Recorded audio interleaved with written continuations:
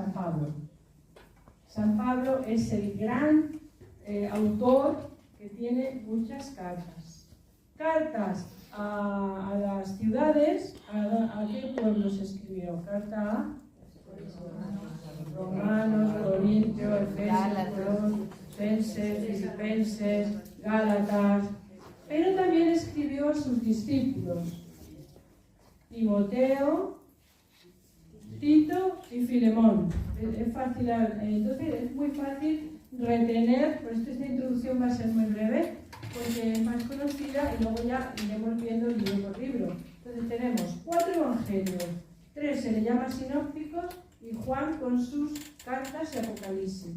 Luego está San Pablo, el Corpus Joánico. Y luego está San Pablo con sus cartas a ciudades y a personas, que eran sus discípulos. Diferentes ciudades, sobre todo Romanos es la primera, luego hay 2 Corintios, luego pequeñas ciudades, Éfeso, Colosa, Galacia, bueno. Y a sus discípulos. ¿Y qué nos quedarían?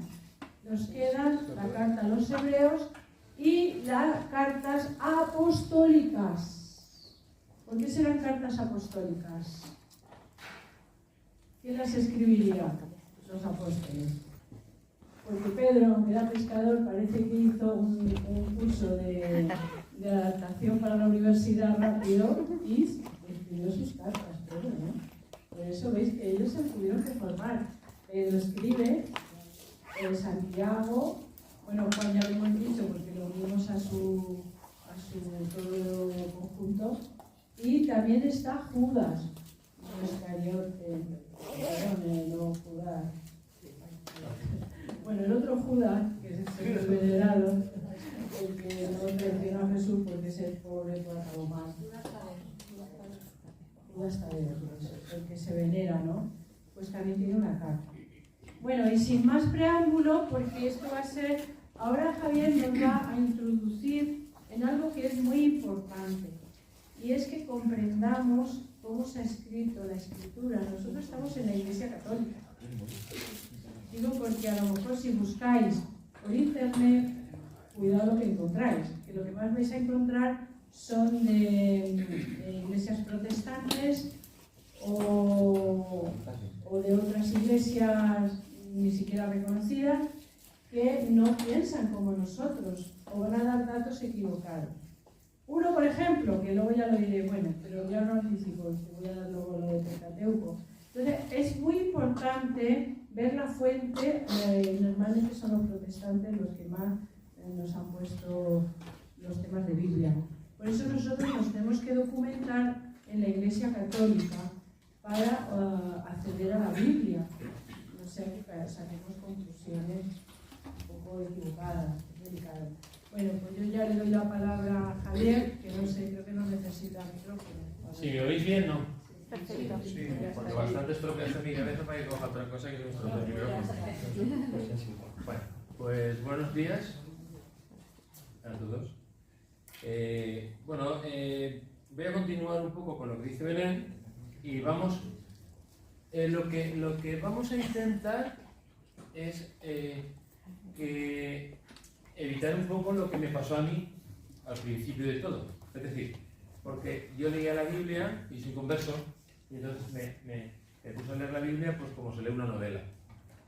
¿Entendéis? Y claro, pues no entendía nada. O sea, era muy complicado, no captaba nada.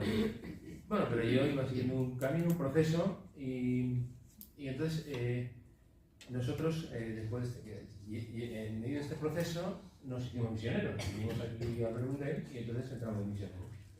Y en esta época, en una época, sobre todo al principio, pues nos tocó pues, recibir a toda la gente que venía de fuera, de los diferentes lugares del mundo donde estaban las misioneras. Y pues los recibíamos, estábamos con ellos. Entonces vino un día un matrimonio oriental. No recuerdo qué país era, porque estamos hablando del 81, del 80-81, de muchísimos años. Y yo pues yo ya voy a cumplir ahora ya 69 años, yo llegué que hace muchísimos años. ¿Cómo te llamas? Javier. Entonces, claro, cuando vinieron ellos aquí, los acogimos en nuestra casa Y entonces ellos pues eran cristianos, ellos son de cristianos con un seguimiento. Los orientales suelen ser, cuando son cristianos, suelen ser generaciones. Entonces, pues, claro, estamos hablando de cristianos, y ellos, yo era converso, y entonces me hicieron una pregunta que a mí me sorprendió, porque me dijeron, ya teníamos confianza, estábamos comiendo en casa, y me dijeron, lo que no entendemos es cómo vosotros, los occidentales, entendéis la Biblia. Y entonces, a mí esto me llamó la atención, porque ellos eran orientales, hablaban español, se entendía, y entonces les preguntamos por qué, ¿no? En este diálogo así, ¿no? Amistoso, dice, porque es que la Biblia está escrita para orientales, entonces vosotros sois occidentales, y hemos llegado aquí y hemos visto que tenéis una mentalidad que no tiene nada que ver con la nuestra, y la forma de hablar nuestra no es la nuestra, entonces no entendemos como vosotros entendéis la Biblia. Yo luego con el tiempo entendí que nosotros leemos la lectura, es muy diferente. Nosotros leemos la Biblia para ver si la Biblia nos convence. Todos los conversos, para ver si nos convence y lo que dice nos convence. Entonces, pero los orientales no. Ellos leen la Biblia para ver si la entienden, para entenderla. Es muy diferente. Son dos puntos de vista muy distintos. Leer para entender o leer a ver si a mí me convence. Y ellos leen para entender. Entonces, en el medio de la conversación esta, me acuerdo que estábamos nosotros en el comedor, su mujer estaba por la casa, estaba con Ima, estaba hablando, y en eso dice, ahora te explicaré con un ejemplo. Entonces, cuando llamó a su mujer y dijo una frase en su idioma, porque no me acuerdo qué idioma era, si eran chinos y tal, y dice una frase, entonces la mujer coge y se va a la ventana y cerró la ventana. Y entonces él nos dijo, dice, ¿sabéis lo que le he dicho? Y nosotros dijimos, dice, literalmente, y nosotros no, claro, no sabemos el idioma, dice, le he dicho, vuela la hoja, literal. Dice, no hay ninguna hoja, aquí no hay ninguna hoja volando, ni nada. Y ella cerró la ventana. Dice, porque nosotros no tenemos imperativo. Entonces, es como una metáfora. Y le decimos, si vuela la hoja, claro, porque hay aire, y ella cierra la ventana. Pero es que la Biblia es así. No está diciendo que no está diciendo ninguna mentira. O sea, no hay ninguna hoja volando, este tío está mintiendo. No, simplemente está comunicando una frase para que la entiendan. Y él la dice de una forma metafórica, de forma oriental. Nosotros esto no lo entendemos. Claro, cogemos la Biblia, vamos a leerla tal y como la hago, y lo que está diciendo, ni hay hoja, ni vuela, ni nada de nada. O sea, hay que profundizar y hay que entender ese lenguaje, porque si no, nunca vamos a entender la Biblia. Bueno, yo voy a intentar, lo que yo voy a intentar en el poco tiempo que tengo, porque esto para hablar mucho, algo muy difícil, y es que entendamos un poco el contexto, que está escrita en forma de signos, que en géneros literarios, los agiógrafos lo escribirían pues según lo que ellos entendían, porque una cosa es la exégesis, otra la hermenéutica. La exégesis es lo que dice el texto en su idioma, y por eso se estudia griego, se estudia hebreo, y otra cosa es lo que nos quiere decir ahora la Biblia, en este momento, porque la Biblia, la palabra está viva, es eficaz, entonces se contextualiza conforme tú la lees, porque el Espíritu Santo no la contextualiza. Entonces, son dos formas de leerla. Una es la forma de exégesis y otra es otra forma más existencial, que es la que nosotros deberíamos de hacer. Para eso los autores tienen la Iglesia, para eso los exégetas, ¿no? Pero lo nuestro es entenderla de una forma existencial para que a nosotros nos ayude. Bueno, entonces, vamos a coger a Juan para que podamos, porque Juan es el místico, ¿no? Pues están primero los sinópticos y luego está Juan. Juan es el místico y se lo ha ganado por la fama a pulso, porque era un místico, pero no un místico a la antigua, como nosotros pensamos que son los místicos del cuello torcido, muy calladitos, muy silenciosos. Juan de eso tenía poco, sino acordaros cuando le pasa un episodio yendo Juan, los hijos de Zebedeo y Santiago, y entonces se encuentran con que no los acogen y le dice a Jesús, se viene arriba y dice, Señor, mandemos fuego del cielo. O sea, no era un místico a nuestra forma de ver las cosas. O sea, quería mandar fuego del cielo. Y yo que no Y luego ya veis cómo era él, ¿no? O sea, y su madre, que esté en los primeros puestos. Vamos a entender un poquito que la Biblia se habla a través de signos, pero los signos empiezan ya en la historia, en la geografía, empiezan en todo, o sea, todo está lleno de signos. La Biblia es un signo. Entonces vamos a empezar hablando un poco de la geografía, vamos a continuar hablando de los personajes que vamos hablando, porque empieza Juan a hablar en su evangelio, que es el cuarto evangelio, Juan Bautista, Jesús y todo lo que va ocurriendo. Y vamos a seguir ese camino, la simbología, porque Juan es un místico y habla con símbolos, con muchos signos, señales. ¿Qué busca con estas señales, con estos milagros, con estos símbolos, con estos signos? Pues claro que dice, es que la gente como ve muchos signos te siguen. O sea, no dice milagros. En el Evangelio de Juan no dice milagros, habla de signos. Habla de signos, que no quiere decir que no sean milagros. O sea, no quiere decir que no existieran los milagros. Los milagros existen. Cosa que, por ejemplo, hubo una época ya, no hace mucho, donde empezaban a cargárselos, que es la Ilustración. La Ilustración, Voltaire, Diderot, toda esta gente, se quería cargar los milagros. No, los milagros existen, pero tienen un significado. Vamos cogiendo ideas. Vamos a empezar con la geografía. Fijaros que, y por eso tenemos que entenderlo, para que cuando, por ejemplo, Natanael dice, ¿puede salir algo bueno de Nazaret? Entendamos por qué lo dice. O porque los judíos, cuando hablan de la samaritana, están tan enfadados con los samaritanos. Porque hay una geografía. Está en el sur, lo que es Tierra Santa, está Judea, luego está Samaria, y arriba está Galilea. Galilea de los gentiles. Entendámoslo. Galilea de los gentiles. O sea, Samaria era ya la herética. Porque tened en cuenta que todo lo que es, todos ellos en Samaria, los que vivían en Samaria, Judea, Galilea, en Samaria hubo una deportación. Fueron los asirios. ¿Qué es herética? Herética, pues herejía. Por favor, haced las preguntas luego, porque con mi cabeza no da para más. Si me despisto, empezaré a contar chistes porque ya me quedaré. Perdón. Entonces, vamos a ver. ¿Qué ocurre? Fijaros, Samaria la sacan, se la llevan los asirios y los trituran, los destrozan, acaban con ellos.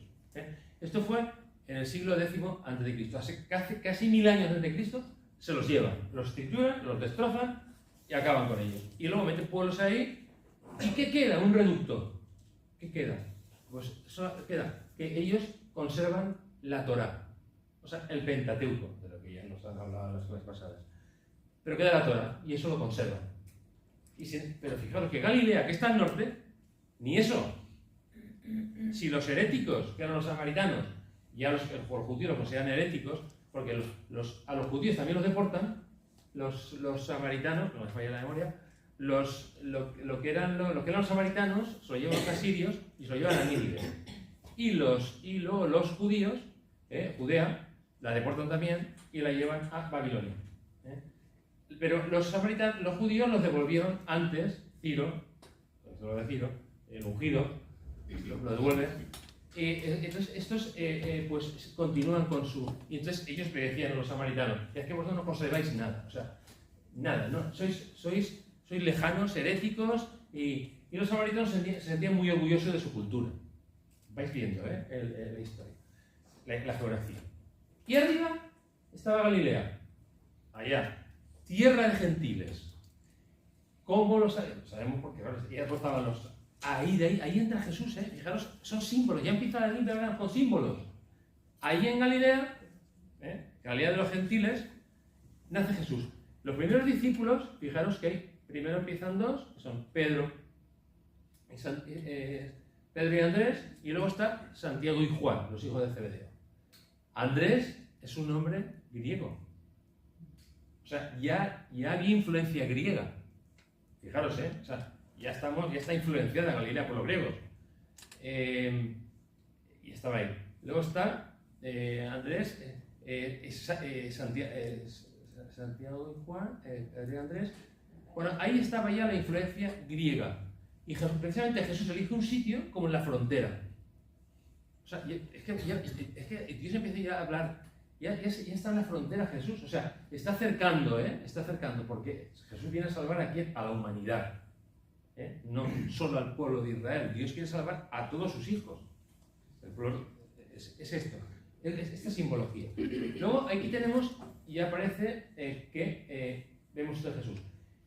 Hay que tener en cuenta que otro símbolo de este hombre, de este Juan, que era pescador, porque vivían de la pesca del lago de Galilea. Aquí hay yo voy diciendo más, me van ocurriendo, porque lo que me interesa es que veáis un poco la historia, la simbología y todo esto.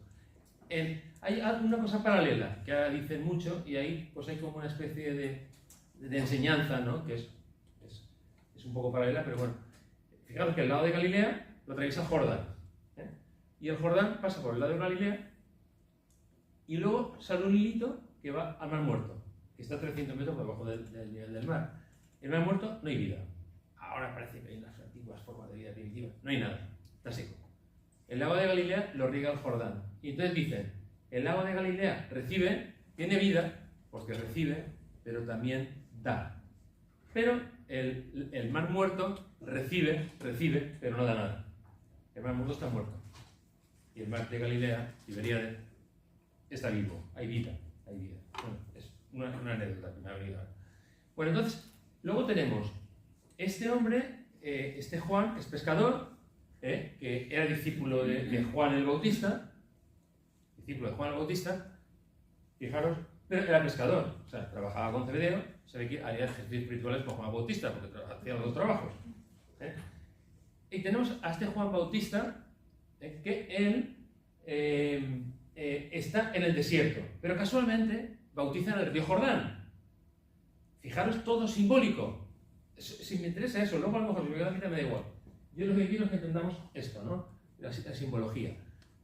Él bautiza en el Jordán. ¿Qué representa el río Jordán? Acordaros qué pasa con Israel. Israel sale de Egipto.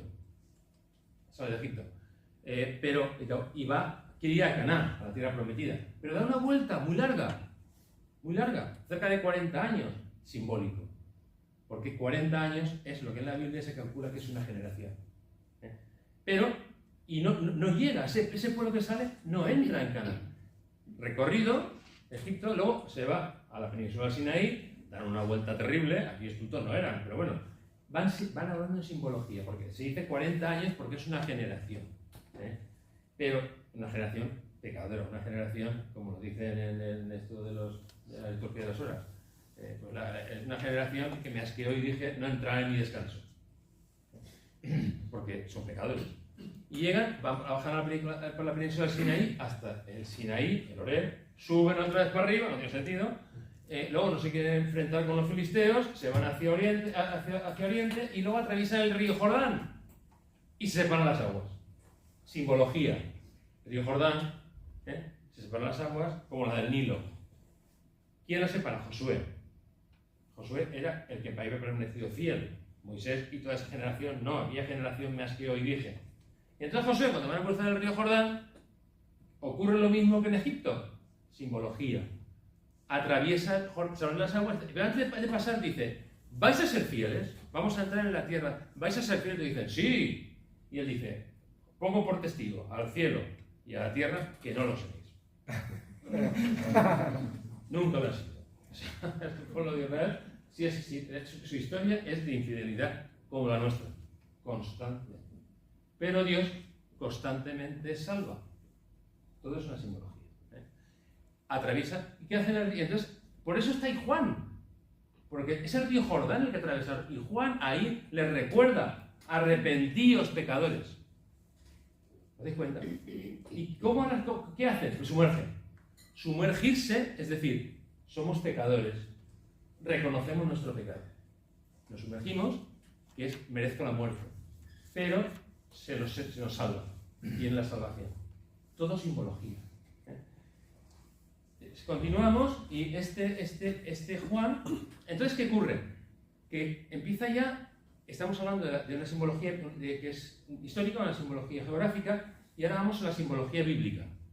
La simbología bíblica, vemos que, o sea, vaya lío, vemos que cuando ya entran, entran en la tierra prometida, ahí está, aparece Juan, y entonces les habla de la infidelidad, y pues viene otra cosa, que es el salto a los signos de los tiempos, porque Dios habla a través de la naturaleza, pero habla a través de la palabra, a través de los milagros, que Juan los llama signos, como hemos dicho, pero también habla a través de los signos de los tiempos.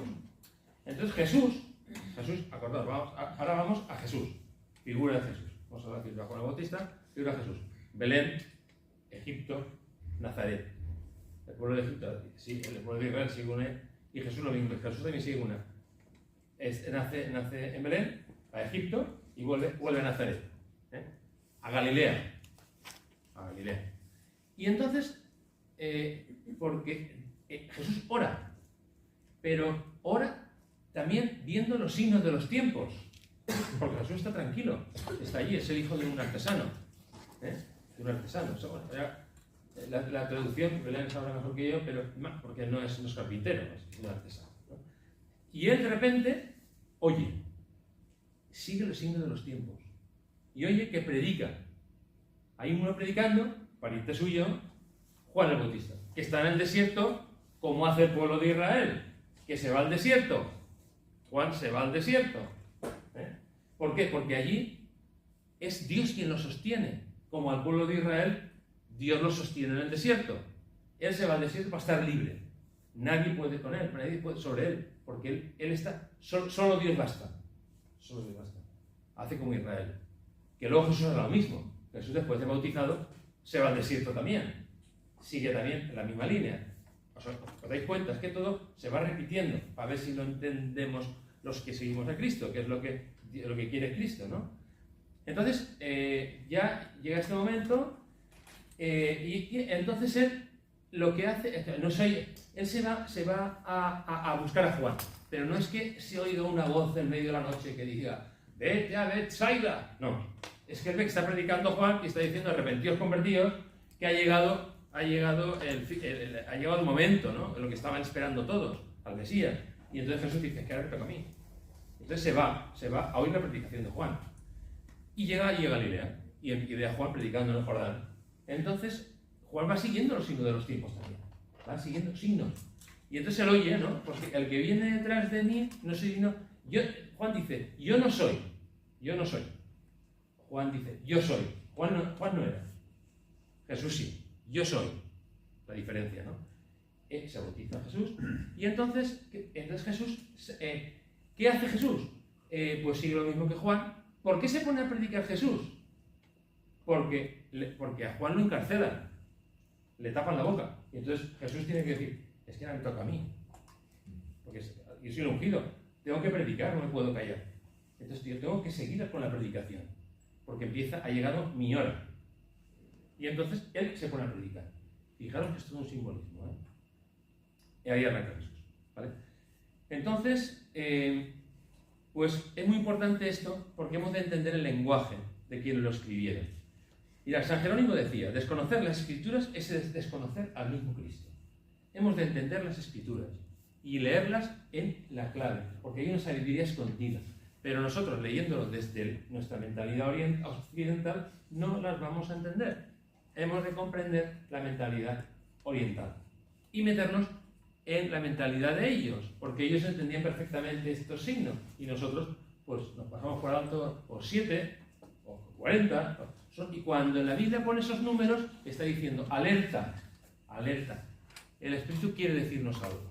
No se pone hasta una coma en la Biblia, no hay nada superfluo. Todo tiene un sentido. No se puede pasar la Biblia rápido. Hay que fijarse en las comas, en cuando algo te chirría, cuando hay algo raro. Entonces, aquí en el tema del Evangelio de Juan, hay que tener una comprensión, porque de la catequesis antes de la catequesis normal, luego estaba la catequesis mistagógica. Aquí hay una catequesis mistagógica del Evangelio. O sea, hay que entrar en el misterio. Y eso es lo que tenemos que hacer al leer la Biblia, entrar en el misterio. Pues hay 3 niveles de los signos, ¿no? El primer nivel, como hemos dicho, es los signos de los tiempos. La revelación, la Biblia no es un dictado, en el cual el Espíritu Santo dicta y el angiógrafo va escuchando y va escribiendo. No. El angiógrafo escribe según él vive, según él entiende, lo que vive, lo que él entiende. Por eso estamos leyendo el Antiguo Testamento y nos parecen barbaridades. No, es que no son barbaridades. Es que ellos, lógicamente, están hablando desde lo que ellos ven en su época, en su cultura, lo que ellos han aprendido. Y en aquel tiempo vemos que son barbaridades y a lo mejor, pues como contaba Belén, pues estamos hablando de géneros literarios, estamos hablando de un teatro. Iban en la guerra con arpas y con cítaras. No hay en la guerra con arpas y con cítaras. He visto muchos soldados con arpas y con cítaras, porque era un teatro. O sea, estaban hablando, es todo simbólico, hay que mirar, hay que penetrar. Y también cuando las guerras y todo, en aquella época, es que cuando un pueblo conquistaba a otro, a las mujeres embarazadas les quitaban el feto, las mataban. O sea, claro, era todo muy a lo bestia. Entonces ellos viven su cultura y hay que ponerlos en su sitio. No es la cultura nuestra, porque nos ponemos a pensar, son barbaridades. No, ubiquémonos. Estamos hablando de un pueblo de hace muchísimo tiempo. Esto es muy importante. Es muy importante esto para luego ir entendiendo, ¿no? Entonces, Jesús dice una cosa nueva a Juan. Dice, os daré un corazón nuevo y un espíritu nuevo. Dice, escuchad la buena nueva, la buena noticia. La buena noticia. Y ahí empieza, con Juan termina el Antiguo Testamento y entonces empieza Jesús el Nuevo Testamento, lo que es. Entonces, Jesús está y predica, se va al desierto por 40 días, ¿no? Jesús se va allí, hace tal, igual que Juan, y se lanza a Galilea.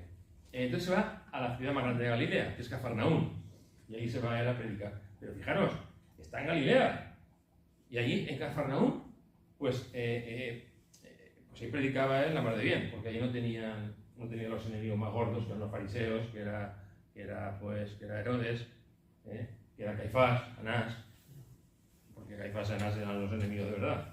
Jesús, ¿para qué se va a Jerusalén? Si aquí no hay nadie que te esté pisando los talones. Pero no, Jesús vaya. Entonces, claro, él dice, claro, ¿por qué viene la crisis de Cafarnaúm? La crisis de Cafarnaúm viene porque él empieza a hacer milagros, empieza a curar gente, pero la gente no se convierte. Y tú ves que convierte a unos, pero porque está dando signos. No está haciendo exhibiciones, no es como los programas estos de talents y cosas de estas, que ahora quiere hacer la cosa más rara. No. Él cada cosa que hace tiene un significado. Un milagro no lo hace para hacer una demostración de poder, no, que va. Ni tampoco, lo hace para sanar a la persona de forma existencial, la cura. Pero fijaros que siempre que cura a alguien, muchas veces dice, no lo cuentes a nadie, porque ve al sacerdote para que reflexione qué le ha querido decir con ese milagro. Porque el milagro no es algo a solucionar la vida de todos. A ver si consigo no irme. Jesús no cura la fe. Lo dice muchas veces. Tanto al ciego como al paralítico. Tu fe te ha curado. Sí. Hay algunos, es que ahí tenemos un debate porque es así, pero tampoco. Eso ya al final. Bueno, entonces lo que vamos a seguir con eso, a ver si me desconozco que mi cabeza, ya os digo, ya mis años no va a ir. Bueno, entonces él se va, él podía haberse quedado ahí en Cafarnaúm, no tenía enemigos, ahí vivía él, pero no, se complica la vida. No puede, los profetas mueren en Jerusalén. Y en Jerusalén es donde está el templo y donde la fe se ha perdido, donde se está idolatrando y donde Jesús tiene que entrar, no tiene más remedio que ir a Jerusalén. Y entonces se va al lío, se va a Jerusalén, al lío. Y en Jerusalén, ¿qué esperan estos cuando van? O sea, Jerusalén es un follón para él. Lo más cómodo hubiera sido haberse quedado ahí. Pero no, él se va. Y los discípulos, que nos vamos para Jerusalén, que aquello ya no es tan amigable. Aquí las cosas se ponen serias. Ellos tienen que tener un cambio de mentalidad, una conversión. Una conversión. Entonces, y llega a Jerusalén y lo reciben maravillosamente, pero él no pierde la cabeza. Porque dice, esto me reciben así porque esto es lo que quieren. Pues van los discípulos que iban hablando y estaban discutiendo quién iba a ser el más grande. ¿Qué simboliza eso? Pues que ahí hay soberbia, ahí hay pues ansias de poder, de riqueza. ¿Por qué dicen esto los discípulos? Me voy un poquito, pero es interesante. Esto lo dicen porque ellos cuando iban con Jesús, lo que estaban pensando, porque a Jesús le llaman hijo de David. Jesús, hijo de David. Y los discípulos dicen, no, los discípulos no están buscando el ser más grande en el cielo, sino ser más grande aquí. Están pensando, cuando vayamos a Jerusalén, igual que David salió en una lucha con su hijo, y salió como si fuera un guerrillero, pero luego sus generales, los que le fueron fieles, consiguieron que entrara en Jerusalén.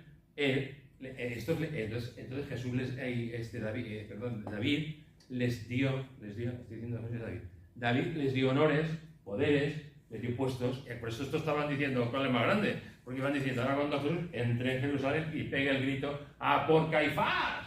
Herodes fuera, los romanos fuera, y entonces nos van a poner a nosotros y aquí seremos, pues, eso es lo que están pensando ellos. Ellos no estaban pensando en que van a ir al cielo con la Trinidad y los ángeles y los arcángeles, para nada. Estaban pensando en poder, honores, placeres, riquezas. Esto es lo que pensaban los discípulos. Estaban convertidos. La crisis de Cafarnaúm es por eso. Dice, esto es lo oscuro, tal, pero y a Jerusalén lo reciben, que no quiero la cabeza, pero dice, claro, yo no puedo llegar allí y decir a por Caifás, y que quiten a Caifás, y que quiten a Herodes, y que quiten... ¿Por qué? Porque es que voy a poner otros igual. Porque eso es lo que buscan, es lo mismo. ¿Qué es lo que pasa con los políticos? Y todos son muy buenos, pero cuando llegan ahí, se corrompen. Y él decía, claro, si quito esto y pongo a los otros, no voy a ganar nada.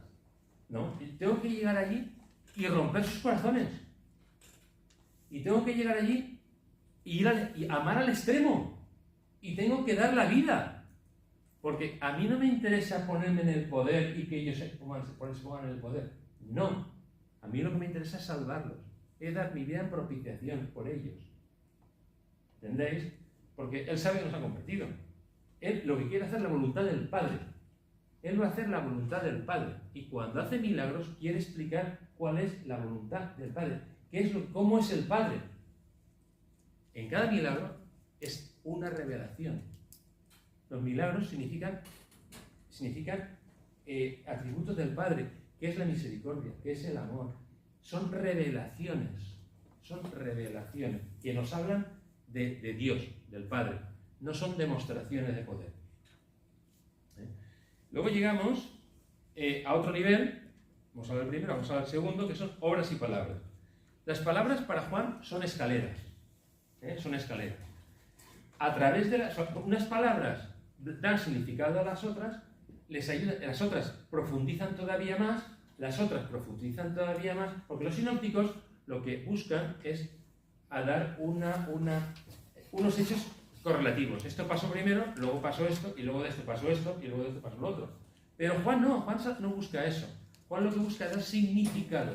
Lo que le interesa a Juan es que entendamos el significado de lo que hace Cristo. Porque es místico. No está dando una visión histórica, ni de los hechos. Los otros tampoco, pero Juan menos. Juan va a explicar qué es Cristo. Y entonces lleva otro camino. De hecho, la descripción de la Eucaristía la hace de otra forma, pero no es como la escriben los sinópticos. La escriben de otra forma, con clave también. Bueno, entonces, en Cristo la palabra no se desprende del que la pronuncia. En el Evangelio de Juan, acordaros que San Juan de la Cruz dice, Dios pronunció Jesucristo y quedó mudo.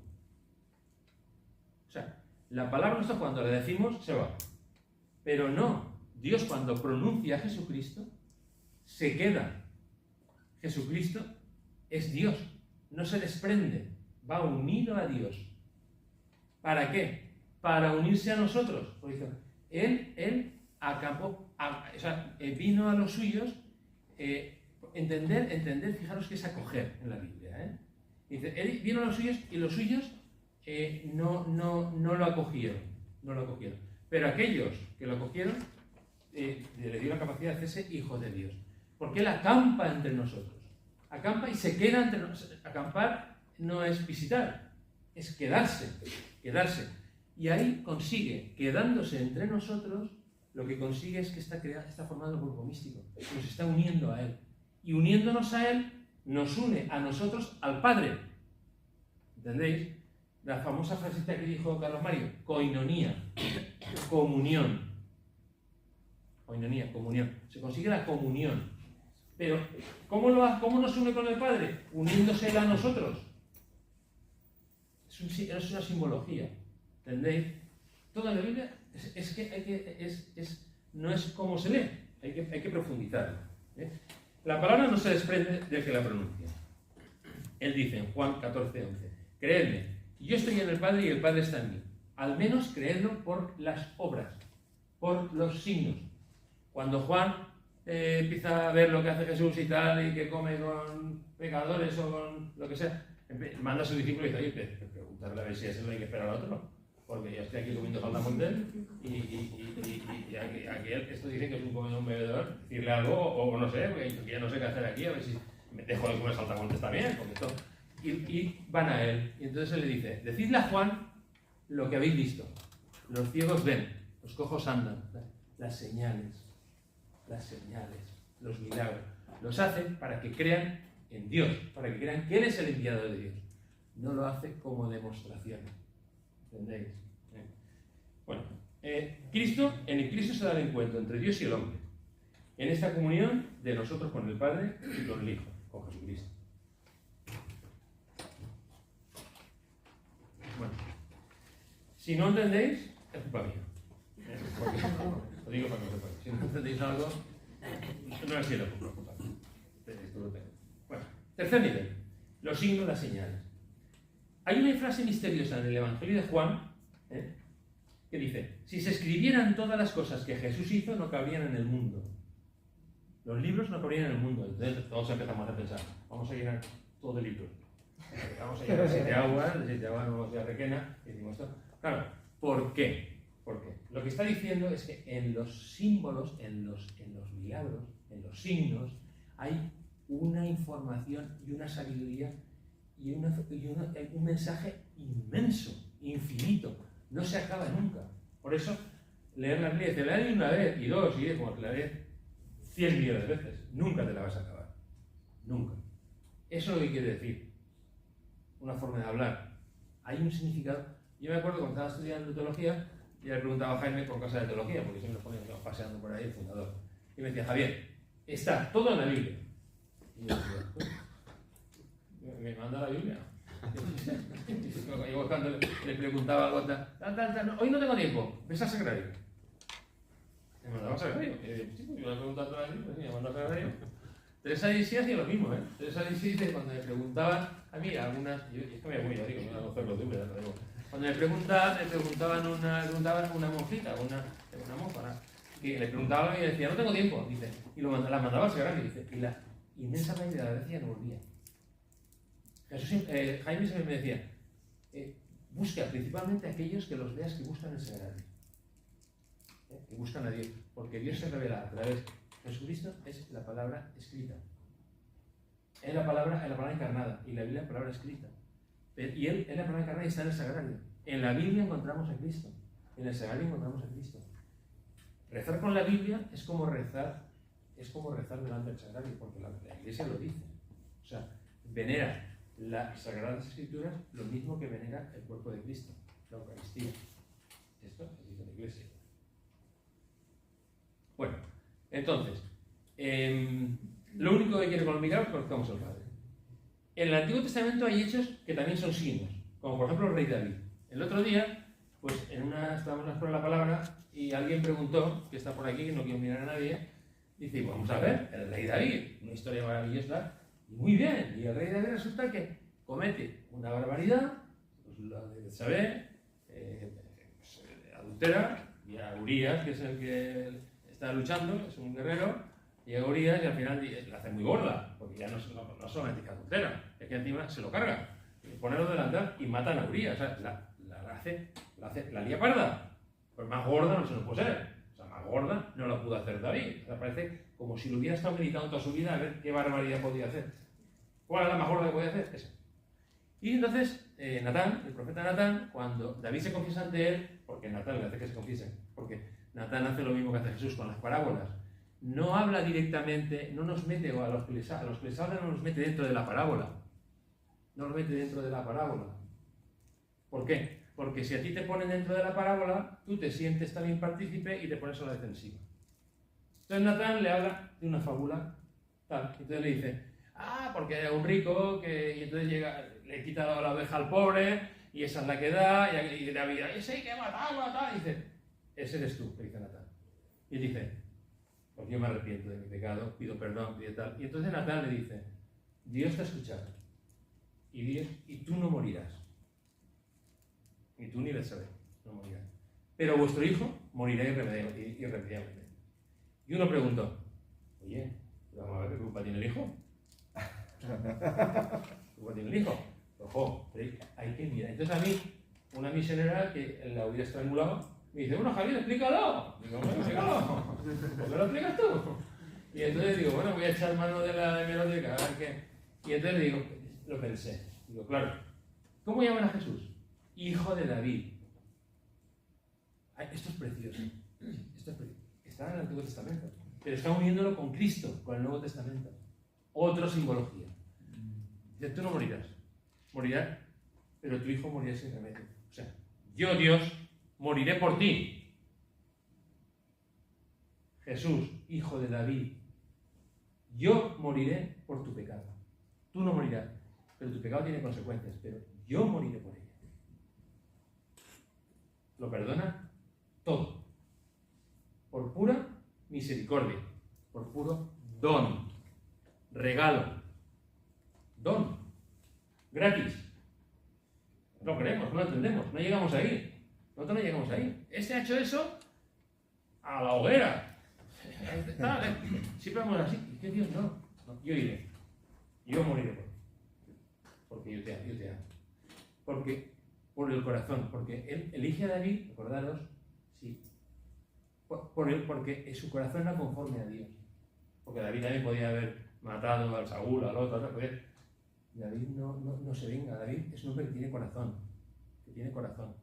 Es pecador, como somos todos. Cuando le preguntan a Jesús, maestro bueno, y porque mira bueno, sí, bueno solo es Dios. Bueno solo es Dios.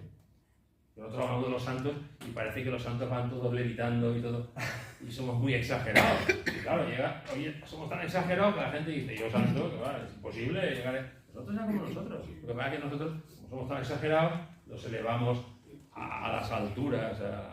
Entonces, ¿qué tenemos? Bueno, entonces, por eso dice Cristo, cuando hace un milagro, no se lo cuentes a nadie, diciéndolo. El primer entusiasmo lleva a hablar. Pero dice que no, que tenga una actitud de recogimiento, vaya al sacerdote y que las cosas las pienses. Es igual que la experiencia de Dios. Dios da muchas experiencias, muchas de las habéis tenido. Esas experiencias no se entienden. Nunca las experiencias místicas se entienden a la primera, ni se entienden bien nunca tampoco. Por eso Teresa le decía, a mí no me las des ahora, dámelas cuando esté arriba, por aquí, dáselas a quien las necesite. Nunca se entienden a la primera, se entienden con los años, y nunca se llegan a entender. Entonces, sin embargo, en la Biblia es lo más claro. Uno tiene experiencia en investigación, lo que sea, déjate y vete a la Biblia y ciñete a lo que dice la Biblia y al magisterio de la Iglesia y a la tradición. Porque tiene una experiencia y dice, soy Moisés. Soy Moisés, pregúntame. Yo digo. Bueno, pues iba a hablar en las señales y mensajes, Dios está hablando en ellas. Las obras son signos, también son palabras. Esto es muy importante. El Salmo 19 dice, los cielos proclaman la gloria del Señor y el firmamento pregona la obra de sus manos. Los cielos proclaman la grandeza del Señor y el firmamento pregona las obras de sus manos. El cielo no habla, pero la obra se convierte en palabras. Porque dice, el día a día le pasa el mensaje, la noche a la noche se lo susurra. Esto es precioso. Sin que hablen, y hasta los límites del orden llega su mensaje. Pero San Pablo dice, es inexcusable la existencia de Dios, porque la naturaleza nos habla de él. Mi abuelo decía, de la nada no puede salir nada. Y mi abuelo era un escultor, no tenía nada que ver de teología ni nada. De la nada no puede salir nada, claro. De lógica, si de la naturaleza es todo esto, ¿de dónde ha salido? De la nada no hubiera salido. O sea, el no creer en Dios, pues es porque no se quiere. Entonces, esto. Y llega su mensaje. fijaros, de las obras, el mensaje llega hasta los límites de su lenguaje. Su lenguaje. Obras se convierten en lenguaje. Y las palabras se vuelven en obras. Salmo 33:9. Él lo dijo y existió. Él mandó y fue hecho. El Evangelio de Juan sabe a Cana. El Evangelio de Juan sabe a Cana. ¿Por qué? Juan es el místico. Entonces Juan lo que ve aquí, lo que él ve, es que todo el mensaje de Dios, todos los mensajes, todo lo que Cristo hace, lo que encierra es una historia de amor. De Dios por la humanidad. Que todo lo que hace Dios es mostrando a un Padre que nos ama, que nos perdona, constantemente, como al pueblo de Israel. Que es misericordioso, que no tiene en cuenta el mal, que lo olvida. Nada, pero todo, porque él dice, es que a mí eso no me va a perdonar. Si él lo dice, yo no voy a perdonar tus pecados, sino los del mundo entero. ¿Cómo voy a perdonar los tuyos? Y hace pensamos, lo que más nos cuesta, por lo menos a mí, es perdonarme. Perdonar a otros, pues bueno, dices, luego ya no lo voy a ver. Hay una canción de esa vida que dice, ¿para qué voy a pedirle perdón si ya no le importo? Pues ya está, ¿sabes?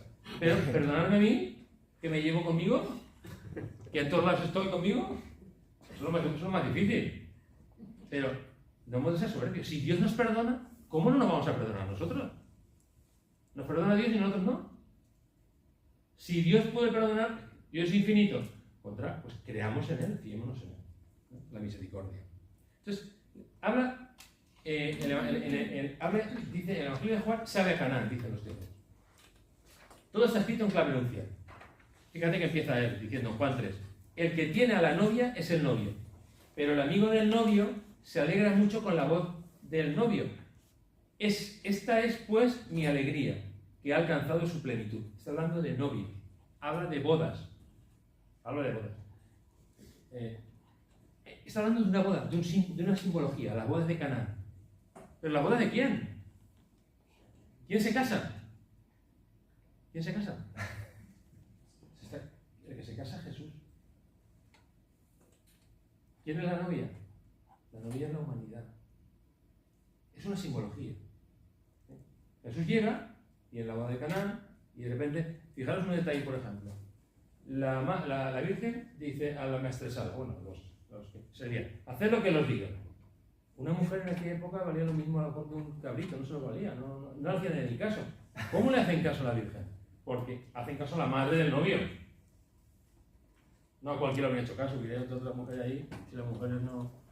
En aquella época era así, eran así, no solamente así de bestias como guerreros, sino como todo. Pero le hacen caso. ¿Por qué? Porque es la madre del novio. Y está hablando de algo que es una unión. Vamos a una nueva alianza. Las bodas significan alianza.